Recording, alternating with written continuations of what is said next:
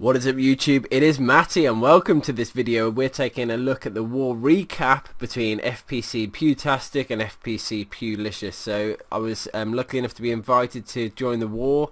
It was between quite a few clans actually. There was Powercock, which you can see, Team WBT, Only the Best, and Kronos, all in it in a mixed scrim to basically see what we could do. It was a non-serious war. So you'll see that there's a massive deviation in the scoreboard, and you're actually going to find that a load of the tier 10 or 9s were not 3-starred, and I guess the reason for that is because everyone was testing out strategies. I guess I tried a mass Valk attack which completely fell apart, and then my other one I think everyone was just playing a little bit. That was the idea of it, so it was never meant to be serious and never meant to be really trying to go for the win. So I'm going to do the war recap on both sides. I've chosen basically five raids on each, and that wasn't sort of intentional to choose the same amount from each side, but it was just the way that the raids fell, or the raids that I felt were definitely worth talking about, going through, recapping, and that's all I'm going to do. So first up, we're going to look at the FPC PEWtastic attacks on the Pewlicious bases. So we're going to kickstart the video with number 42, which is Flores. And I liked this attack because a lot of the guys in the clans had lower level heroes. So I saw a lot of 10-10s, 10-12, well in this case 10-11, even lower 10-5, and it's so rare for me and I guess you guys to see attacks of that of that sort of hero value, because typically whenever I was doing recaps in Emphatic Elite, the minimum people had was 20-20. I mean, and 20-20 was rare. It was normally 25-25. So to be able to go back and see some people trying lower level hero attacks, it obviously means that there's a higher risk, because you have to they're not going to get that much value. So what you've got to do is make the most. And you can see here trying to go for one air defense, and all he's trying to do, once he's got the air defense, the queen and the clan castle down, which he has done, and he's done it well, he should be able to do the Larloon for the rest of the base. 3 air defenses nicely spread apart. 1 expo is set to ground. I can't see another expo. I wonder if he's just taken one down, or if there was only one set down on the map. But the queen is still alive, and she's helping take down a few more buildings. She's just triggered another skelly trap, and he could have got the Larloon going a little bit sooner, but it didn't matter too much, I guess. Normally you drop two hounds on the first air defense, I would say, because if that one pops, then the loons are going to start to die. However, he's gone for a slightly different approach. 1 hound on the first air defense and then 2 on the second. But I guess look at the loon pathing and timing. That was absolutely spot on, to be fair. So really, really good loon timing and deployment. And the 4th hound is up on the 3rd air defense, and the 3rd hound is moving across to it. Loads of loons left. Rage haste. He's just absolutely obliterated the base, which is what I love to see. When an attack just works like a charm. Loads of cleanup as well, with the pups and the wizards. So it was just a really well executed attack, really well done, and it was good to see. So I can appreciate a good Larloon, so happy to share that one. Next one's number 23. We're going all the way up to. Let's have a look. Attack on cheese by Zabi. Now this one is really a really special raid in my opinion. It's the first time I've seen it happen. I knew it was going to be a viable strategy from the moment that the Valk's got the damage buff and the HP nerf, that you're going to be seeing Valk walks of some description. So it's going to be very interesting to see how he sort of plans this one out. Now, only thing you got to worry about is the air defenses and how the queen's going to walk. But watch what's happening. He's creating a funnel both sides. So the queen's going to walk the one way. The minions have destroyed an amount of buildings the other way, and he's got 4 healers and 5 Valkyries. I can't remember if there's CC Valkyries as well. Will be interesting to find that out. And you can see the breaking point is there to try and get the queen to not allow the air defenses to target the healers. So should be a good walk from that route. and I think we're going to see soon the Valk walk going in. Maybe he's waiting for the Queen to get in a position closer to that air defense so it doesn't do too much damage to his Valkyries.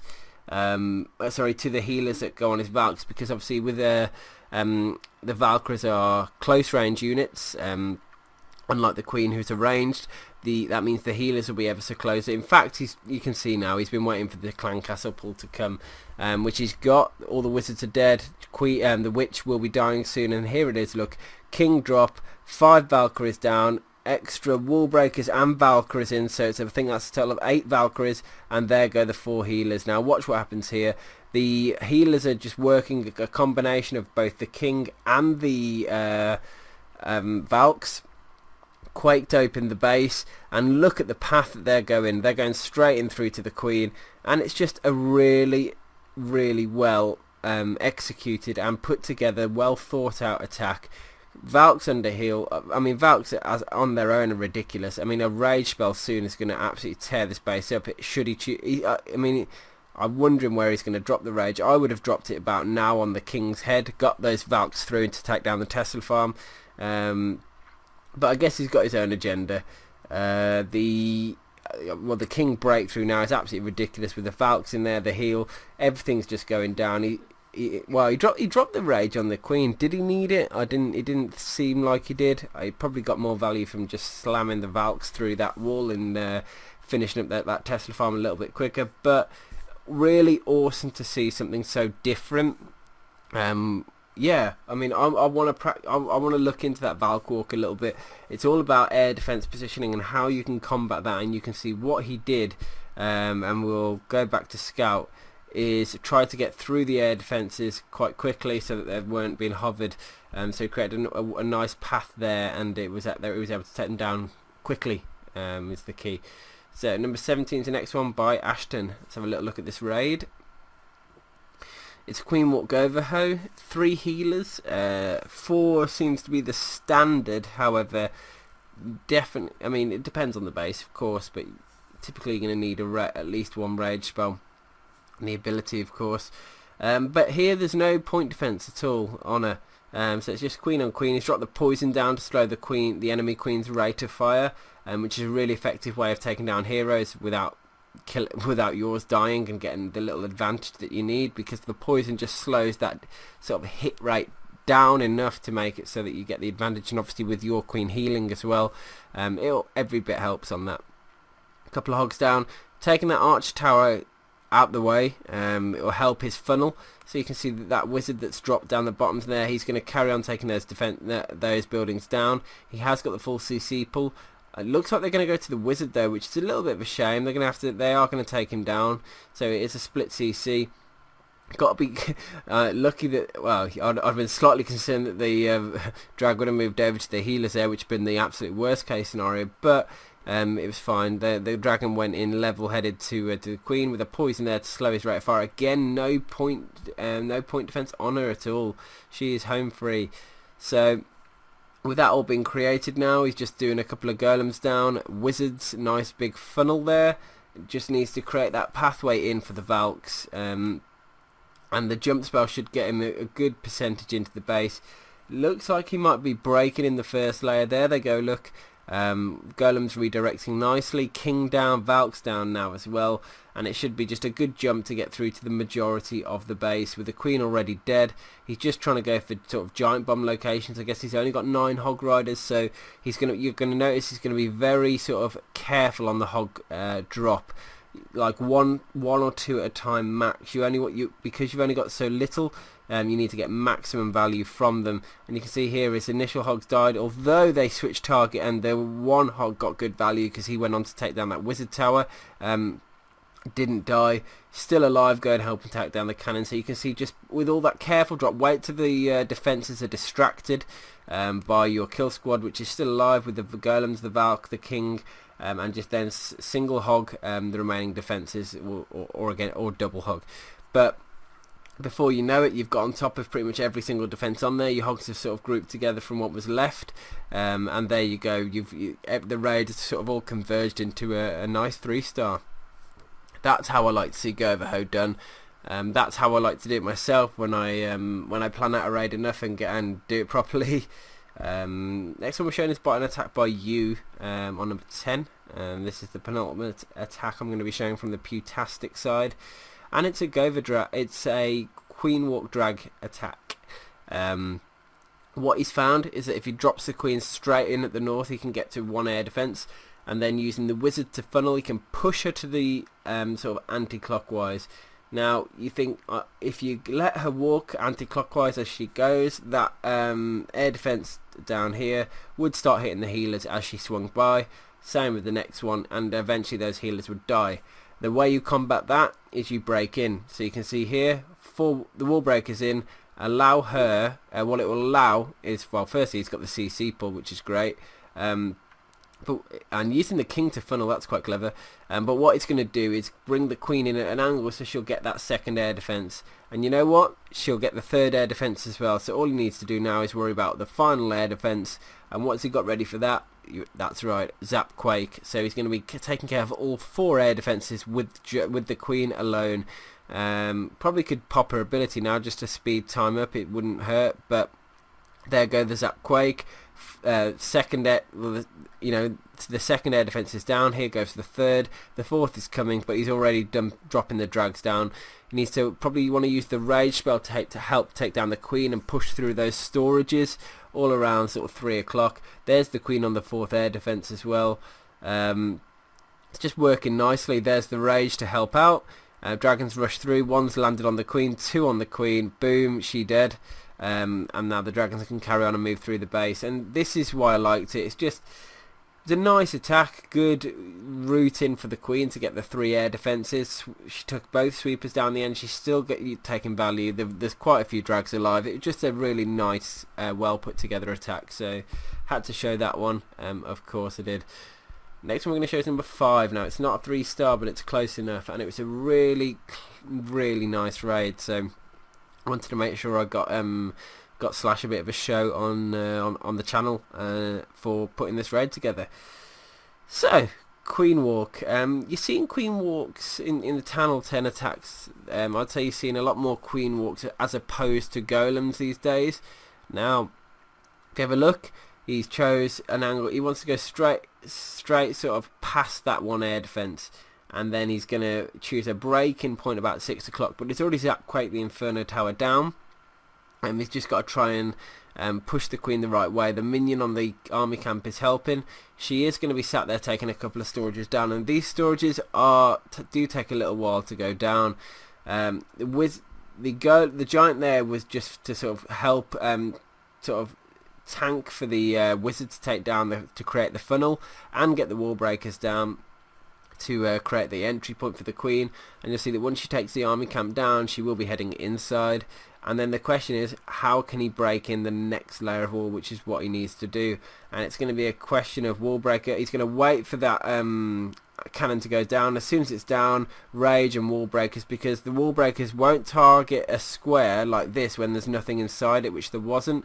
So that rage spell was perfect for a few reasons. It's helped the queen, it's helped the wall breakers, it's helped the healers on the queen as well, and it's because the queen's obviously got the higher damage per second when she's in the rage. It's helping her deal with the CC quicker. So a lot of reasons that was a very good opener. With 1 air defense already down, he is going to be hoping to get the second. And what he could have probably done, well, I know he's waiting to take the queen down. Actually, that's what's stopping him from dropping the hounds. So as soon as the queen goes down, which you can see, here we go, ability, pop, he should be looking at getting those hounds down, because the queen is going to carry on, and you can see he's pretty much straight away he's got the hounds down. And we're going to watch the Laloon deployment now. No freeze for the Inferno Tower, so a lot of the pups are getting melted quite quickly by it.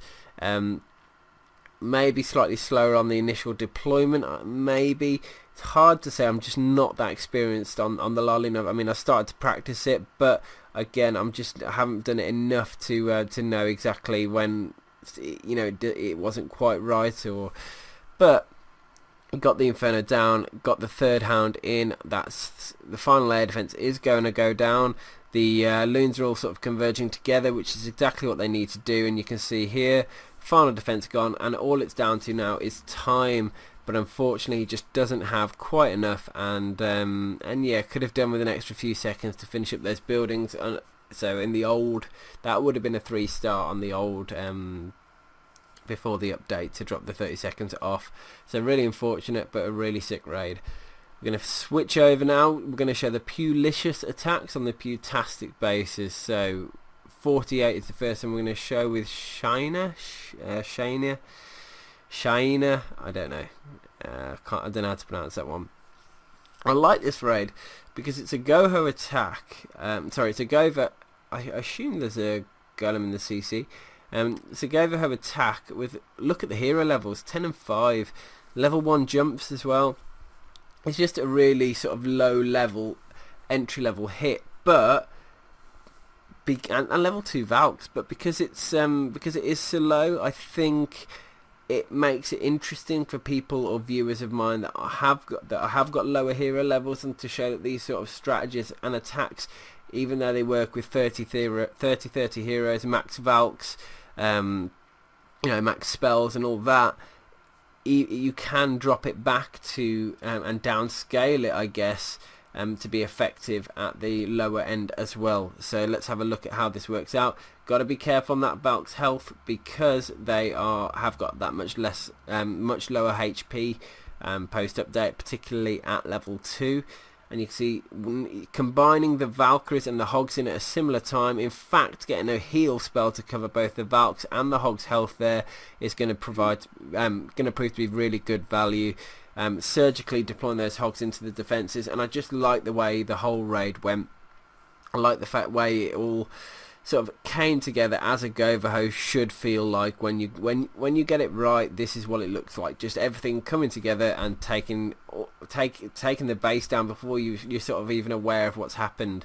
And loads of Hogs left, just loads of troops left on the battlefield there. So great raid. Next one we're going to show is 37, and which is going to be an attack by Ben. There we go, Ben Gherkin. And it's a Goho. So one of my favourite strategies, as you all know by now. It's good to see it though, post update, because it's just there's been quite a few, because of the significant changes. It's just good to see how those Valks feel. Now,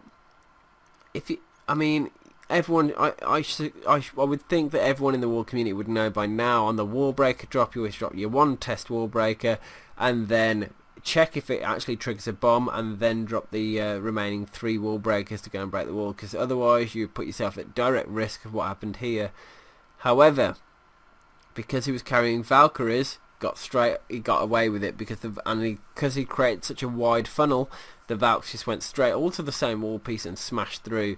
And the other thing was that there was a Hound in the CC, meaning, and the importance of that is that it wasn't going to do anything that was going to do any damage to the Valks. So because the Valks had to break through the wall, they were going to be the fastest units that came to everything first. So they were going to almost be getting immediate damage. And if that was like a wizard, a loon, anything, a P.E.K.K.A., whatever it was could have been in the clan castle, it would have done some pretty solid damage to the Valkyries before the golems had got a chance to tank for them. But because it was a Hound, it didn't. They did barely any damage, so he was completely able to avoid it. And in fact, the Hound is still sat there on pretty much most of its health, hitting the king, doing barely anything.